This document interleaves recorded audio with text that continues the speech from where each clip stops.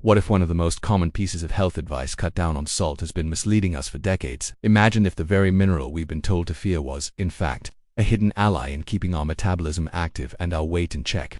Today we're diving into a surprising paradox. Salt, the nutrient often blamed for high blood pressure and poor health, might actually be the key to unlocking better energy and fat loss. Welcome back to our Senior Health series, where we uncover the real science behind everyday choices. I'm excited to guide you through the fascinating research of scientists like Dr. Ben Bikman, a metabolic expert at Brigham Young University, and many other international researchers who've dedicated years to studying the effects of salt and insulin resistance. What you're about to learn could completely shift how you think about food, health, and weight loss. For years, government guidelines and health organizations have pushed the narrative that too much salt leads directly to hypertension and heart disease. But recent studies are revealing something far more nuanced. Yes, salt can temporarily raise blood pressure right after a salty meal. That's just your body holding on to water to balance sodium levels. But when we look at large-scale population studies, the actual long-term effect of lowering salt intake on blood pressure is shockingly small. In many cases, reducing salt only drops blood pressure by 1 or 2 points, hardly enough to prevent heart disease. Meanwhile, researchers are uncovering something far more dangerous than salt itself: insulin resistance. Chronically elevated insulin is one of the leading causes of obesity, type 2 diabetes, and heart disease. And here's the twist: restricting salt can increase insulin levels. This means that while we're trying to improve our health by cutting back on sodium, we may be unknowingly pushing our bodies into fat storage mode. So, why does this happen? And why does your body respond so dramatically when sodium intake drops? In the next section, we'll break down the hormonal cascade that turns salt restriction into a fat-storing trigger. You'll see why your fat cells react the way they do and why salt might not be the enemy after all. Number of words 300. When you cut back on salt, your body doesn't simply shrug and move on. Instead, it launches a powerful survival mechanism known as the renin-angiotensin-aldosterone system, or RAS for short. This system is nature's way of making sure you don't lose too much sodium, because without it, essential functions like nerve signaling, muscle contraction, and nutrient absorption would break down. But here's the catch: the very hormones released by this system can wreak havoc on your metabolism. Here's how it works. When sodium levels dip too low, your adrenal glands release aldosterone and angiotensin too. According to Dr. Ben Bikman and studies published in journals like Hypertension and Metabolism, these hormones don't just act on your kidneys to conserve salt, they also directly target your fat cells. The results are alarming. Fat cells contain special receptors that bind to aldosterone. When this binding occurs, it changes the behavior of those cells. Early-stage fat cells, called preadipocytes, are stimulated to mature, while existing fat cells enlarge, a process known as hypertrophy. Essentially, your fat cells are being told to multiply and expand, as if your body were preparing for famine.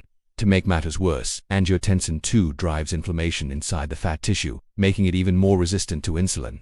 And that's where insulin, the master storage hormone, comes into play. Normally, insulin helps shuttle nutrients into cells for energy, but when RAS is activated, your body raises insulin levels as a compensatory response. This means you're stuck with a hormonal trio: aldosterone, angiotensin II, and insulin, all working together to push your body into fat storage mode. Clinical evidence supports this. A well-cited study by Lastra et al. 2010 found that salt restriction increased insulin levels and reduced insulin sensitivity. Another study from Sharma et al. 1999 confirmed that lowering sodium intake leads to worsened metabolic syndrome markers.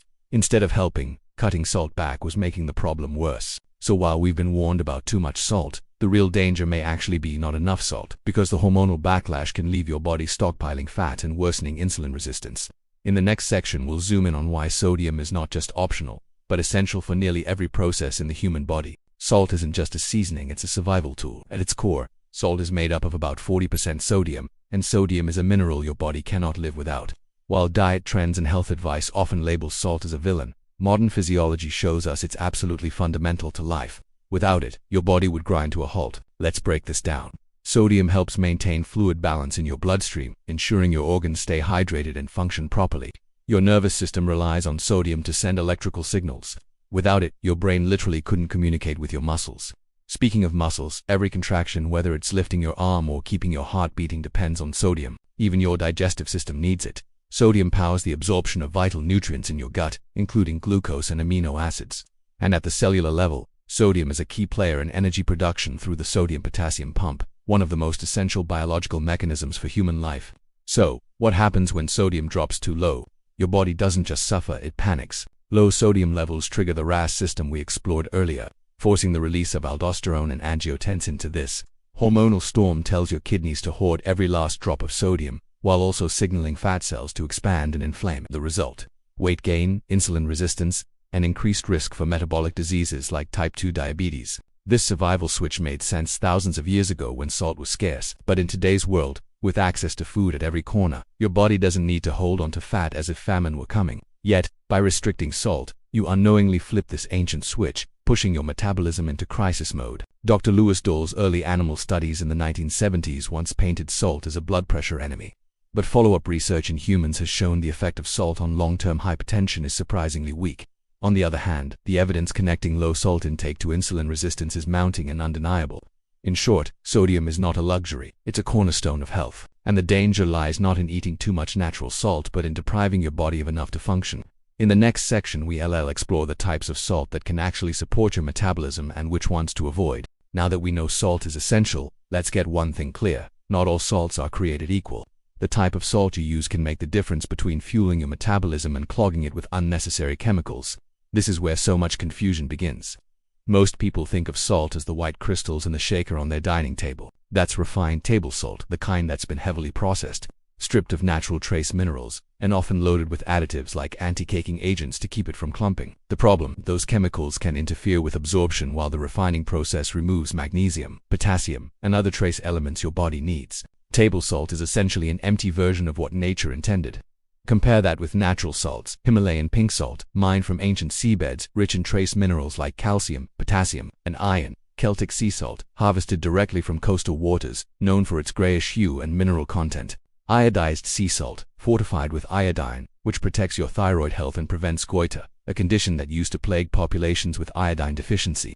These natural salts don't just season your food, they actively support your body. When you add them to your diet, you provide your system with the sodium it needs to stop pumping out fat-storing hormones like aldosterone and angiotensin too. That's why Dr. Ben Bickman and many other metabolic researchers recommend replenishing with real mineral-rich salts, not the industrialized version. Here's a simple way to put this into practice. Dissolve a quarter teaspoon of natural salt in warm water each morning and drink it upon waking. This gentle salt shot provides your body with immediate sodium, preventing the hormonal stress response that leads to fat storage. Athletes often do this before workouts because sodium also boosts energy and endurance. And don't be afraid to season your home-cooked meals. If you're avoiding processed foods which are loaded with low-quality salt, chances are you're actually too low on sodium. A sprinkle of Himalayan pink salt on your eggs or a pinch of Celtic salt on a salad won't harm your health. Instead, it restores balance and keeps your metabolism humming. In the final section, we'll contrast this natural, side-effect-free approach with the risky shortcuts many people are taking today, like weight loss drugs, and show why salt might be the safer, smarter path to lasting health. In today's world, millions of people struggling with weight are turning to so-called quick fixes. Drugs like Ozempic semaglutide, which mimic the GLP-1 hormone to suppress appetite, have become wildly popular. And yes, these drugs can cause weight loss, but at what cost? Research published in Diabetes, Obesity and Metabolism revealed that up to 40% of the weight lost from semaglutide comes from lean mass, not just fat. That means muscle and even bone density can be sacrificed. Something especially concerning for seniors who already face age-related muscle loss. Even more alarming are the mental health risks. A recent study reported a nearly 200% increase in depression among users, with anxiety and suicidal thoughts also rising significantly. These side effects highlight a troubling reality. Chasing weight loss through powerful drugs can undermine both physical and emotional well-being. But here's the hopeful news. Your body already has natural tools to regulate metabolism, and salt is one of the most overlooked. By restoring sodium through natural sources like Himalayan pink salt, Celtic salt, or iodized sea salt, you can switch off the hormonal cascade of aldosterone, angiotensin II, and excess insulin that drives fat storage. Instead of pushing your system into crisis mode, you provide it with the minerals it needs to function optimally. This isn't about eating chips or processed foods loaded with cheap table salt. It's about strategically reintroducing clean mineral-rich salts into your daily routine. Whether it's that morning glass of warm water with a pinch of salt, or seasoning your meals with natural crystals, these small changes can have a powerful impact. By doing so, you not only support your metabolism but also protect your nervous system, muscles, thyroid, and overall energy levels. The bottom line is simple: stop fearing salt. It's not the enemy. It may actually be the missing piece in your health journey. Instead of relying on risky medications with serious side effects, you can choose a safer, science-backed path. Give your body what it needs, and watch your fat-burning potential come alive. Thank you for watching this episode of our Senior Health series. If you found this eye-opening, don't forget to like, share, and subscribe, and stay tuned for more insights that can transform your health naturally.